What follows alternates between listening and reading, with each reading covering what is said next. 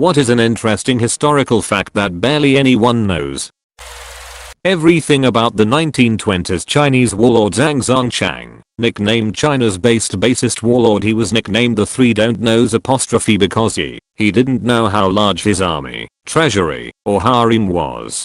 He started assigning numbers to his concubines because he couldn't be bothered to remember his names, brought his elderly mother along in parades, and consulted her for campaign advice. He accidentally shot the cousin of former Chinese Emperor Puyi while cleaning his rifle. It was most likely because the cousin was banging one of his concubines. Before a battle, he promised that he would either come home victorious or in a coffin. He lost the battle, so he returned, being paraded in a coffin, smoking a large cigar. When there was a drought, he went to the storm god, coincidentally named Zhang's temple, to pray for rain. When he entered the temple, he went up to the statue of Zhang and slapped it, saying, "Fuck your sister. How dare you make Shandong's people suffer by not giving us rain." The next day, he ordered his artillerymen to fire into the sky until it rained. It rained the next day. After seeing a basketball game for the first time, he asked, why the hell are they fighting over a single ball? We're the hosts, are we seriously this poor? He ordered all the players be given a basketball. After a battle, there wasn't enough gold and silver to make medals for the officers, so he had makeshift insignia fashioned from the colored foil paper lining the insides of cigarette packs. He found out one of his officers was having sex with a concubine of his. When he confronted them, he found out they loved each other and let them marry. His penis was allegedly as long as a stack of 86 silver dollars. Then there's his poem about bastards. You tell me to do this, he tells me to do that. You are all bastards, go fuck your mother. Praying for rain. The sky god is also named Zhang. Why does he make life hard for me? If it doesn't rain in 3 days, I'll demolish your temple, then I'll have cannons bombard your mom. Russia had a nuclear disaster, Kyshtym disaster, back in 1957. More than 20,000 square miles, 52,000 km2, where at least 270,000 people lived, was contaminated and they covered it up. The CIA found out about it by 1960, but kept quiet about it as America was trying to promote nuclear energy. The world heard about it in 1976. The Ottoman Emperor wanted to send £10,000 to Ireland for aid during the 1840 Irish potato famine. Queen Victoria intervened and requested he send only £1,000 as she had paid £2,000. He did that, but also sent 5 ships of food, and were one of the only countries to help the Irish during the famine. King Henry VIII refused to wear the same thing more than once. He would get a new cloak/outfit for every time he went anywhere or did anything. I believe that is called pimp. Full-blown addiction to consumerism, delicate egos. Or to put it simply, rich and greedy. Hiroo Onoda, a Japanese army intelligence officer, spent 30 years hiding in the Philippine jungle because he refused to believe WWI had ended. He was talked into leaving in 1974. They found his commanding officer and got him to order him to stand down. The war was over. He officially apologized for killing 100 people, but as his reckoning he only killed about 50. Officially apologized. Okay. A true YouTuber. At least 1.5% of all popes have died during sex. 4 popes were recorded to have died during sex, half of those being murdered. Oh, and one of them was being sodomized at the time.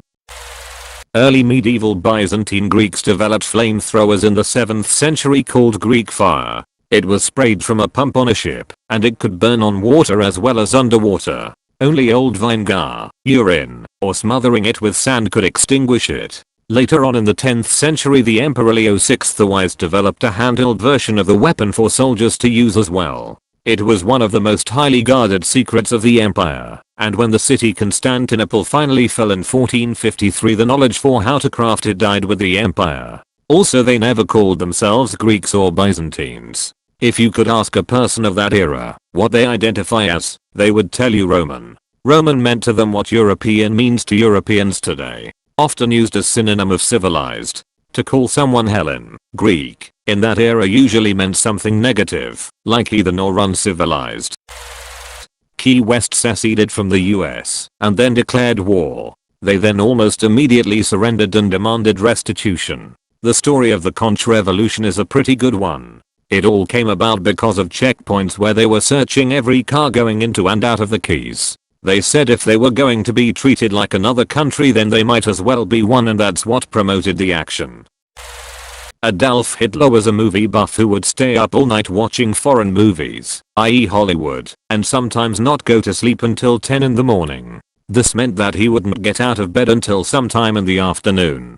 His first meeting of the day was therefore at his breakfast, which to his guests was dinner. A lot of the top Nazis were concerned about their health, and thus followed various dietary plans set up by each person's personal guru. Hitler was a vegetarian, but Hitler's right-hand man, Rudolf Hess, only ate biodynamically. You can't show up to Der Fuhrer's dinner table and not eat, and if you consider the food served to be filth, then you either need to come up with some excuses for not attending, or bring your own food. Hess tried the latter, but Hitler didn't approve of it. This all meant that Hess slowly drifted away from the inner circle of Nazi leadership. It all culminated on May 10, 1941 at 17:45, when Rudolf Hess took off in a Messerschmitt Bf 110 heading for Scotland in an attempt to start peace negotiations. The days after 9/11 there were rumors that terrorists were coming into the US through the Mexican border. Drug cartels, with what many say was a nod from the US governor, put a ransom of $10,000 to anyone that brings in a suspected terrorist to them. Cartel hitmen from all over Latin America went on a manhunt that caused many Muslims to be interrogated and never be seen again. That's some Cersei Lannister shit. America used the Cherokee language as a secret language in WW2 because nobody in the world but Americans knew it at the time. And Navajo. The phrase hands down comes from horse racing and refers to a jockey who is so far ahead that he can afford drop his hands and loosen the reins, usually kept tight to encourage a horse to run and still easily win. Most people assume it comes from poker or putting your hand down in class. In March of 1907, Congress passed the Expatriation Act, which decreed, among other things, that US women who married non-citizens were no longer Americans. If their husband later became a naturalized citizen, they could go through the naturalization process to regain citizenship. But none of these rules applied to American men when they chose a spouse. We all know about the Salem witch trials. The reason why those particular women would be chosen were because they were, for the time period, sluts or spinsters, single women who never married, or widows. In short, they were undesirables. That's not the interesting historical fact. Men, weirdly enough, had a similar thing happen to them, except they were accused of bestiality. Basically, a stranger or a man who didn't fit the social standards of the time would be accused of having sex with an animal. A test, which consisted of holding the man's hand against the genitals of the animal and seeing if it was aroused, was conducted, and then the man would be executed. Like the witch trials, there are no innocent people. That's not the interesting historical fact. There was one man, God rest his soul, who was accused of having sex with a pig and fathering a litter, or whatever they're called. But for some reason, the typical test was not enough in his case. The animal was aroused, yes, but where is the real proof? So they took one of the piglets, held it up next to his face, said look, it looks like him, and fucking killed him. Maybe it's not so interesting, but it sure is fucking funny. I still remember how even the professor had trouble keeping his composure and said it's by far his favorite thing to teach because it never fails to make the entire class laugh. Special Order 191. It's just before the Battle of Antietam in the American Civil War, and in Frederick, Maryland, Confederate Major General D.H. Hill decides to wrap his last 3 cigars in an envelope along with the Confederate Army's top secret plans for moving troops to attack Harper's Ferry. When his battalion moves out, he accidentally leaves the envelope on the ground, where it's later discovered by Union Corporal Barton W. Mitchell of the 27th Indiana Volunteers, who passed them to his leadership. The attack on Harper's Ferry was stopped, and Union troops went on to win, at great cost, and subsequently not follow up on the Battle of Antietam, where Corporal Mitchell was sadly mortally wounded. You have a message from the history man. Like and subscribe to have a nice day.